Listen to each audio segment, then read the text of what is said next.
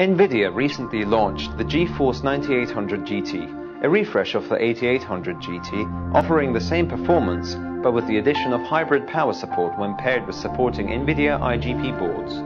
More importantly though, the 9800 GT brings decent on-paper performance with a very reasonable price tag, making it a promising value-oriented product. Inno3D has seen the potential of the 9800 GPU and with its iChill edition looks to make it even more attractive by adding an up-rated cooler and increased clock speeds across the board. But do these changes really add value or compromise the value proposition by overly inflating the price?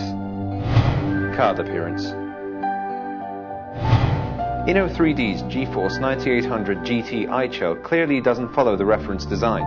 The most obvious difference is the use of an uprated cooler, Arctic Cooling's Accelero Twin Turbo, which should keep temperatures and noise levels low.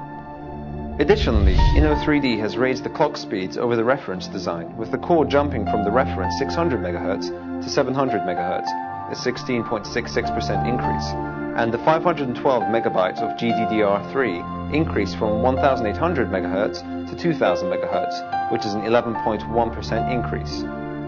The 112 shaders clock remains unchanged over the reference design, running at 1500 MHz however. The rear of the card looks pretty plain. The most significant feature to note is the single SLI connector, allowing 2-card SLI. Viewing directly from the side, the depth of the cooler becomes apparent, and you should expect 3 expansion slots to be occupied when installed. A single 6-pin PCIe power connector is required to power the card, lending pictorial weight to its mid-range characteristics. 2 gold-plated dual-link DVI ports and a TV out provide display connections. Component, composite and VGA outputs are available using the bundled adapters. The bundle.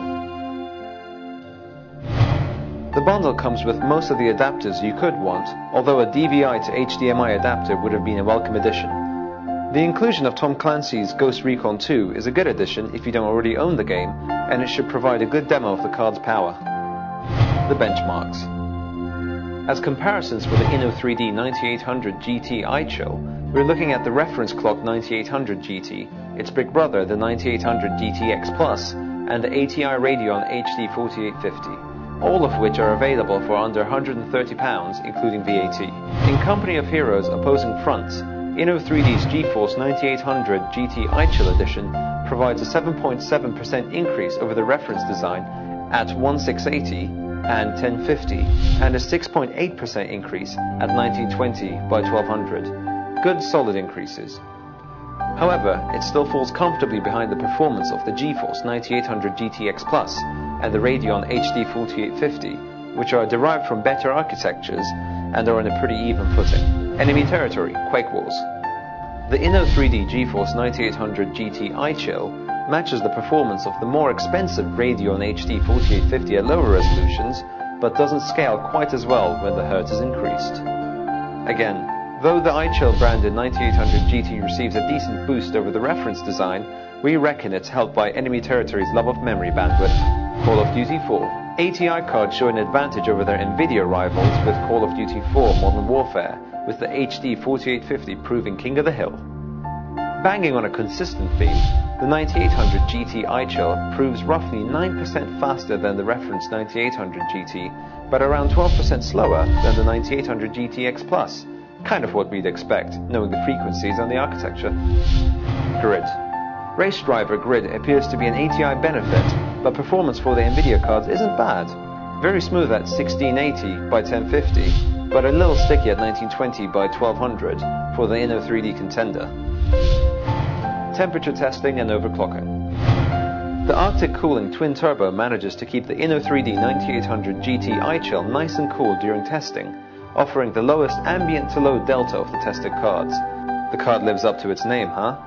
The Radeon HD 4850 looks incredibly toasty compared to its rivals, the single-slot cooler prioritizing quieter operation over lower temperatures.